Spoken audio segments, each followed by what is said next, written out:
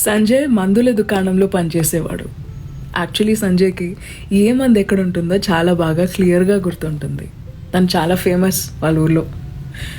ఒకరోజు రాత్రి షాప్ కట్టేసే సమయానికి ఒక చిన్న పిల్లాడు వచ్చి మా అమ్మకి చాలా దగ్గుగా ఉంది, దగ్గు మంది ఇవ్వరా అని కౌంటర్ మీద ఉన్న సిరప్ బాటిల్ ఏదో తీసి చిన్నపిల్లాడి చేతిలో పెట్టేశాడు, తలుపు వేసేసాడు. ఇంటికి వెళ్తూ ఉంటే అప్పుడు డౌట్ వచ్చింది సంజయ్కి, నేను ఇచ్చింది కాఫ్ సిరపా లేకపోతే ర్యాట్ పాయిజనా అని. వెంటనే షాప్కి పరిగెట్టాడు. ఓపెన్ చేసి చూస్తే తన అనుమానమే నిజమైంది. తనకి వెంటనే వచ్చిన ఆలోచన, ఆ చిన్నపిల్లాడు వాళ్ళ తల్లి. ఒకవేళ అది తాగితే పరిస్థితి ఏంటి అని.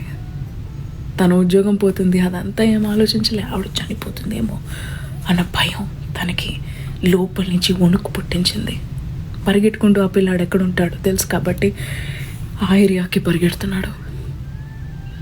దేవుడా ప్లీజ్, నేను దొరికిపోయినా పర్వాలేదు, ఏమైపోయినా పర్వాలేదు, అందుకని నేను నిన్ను కోరుకోవట్లేదు, ఆ పిల్లాడు వాళ్ళ తల్లి సేఫ్గా ఉంటే చాలు అని గట్టిగా కోరుకున్నాడు.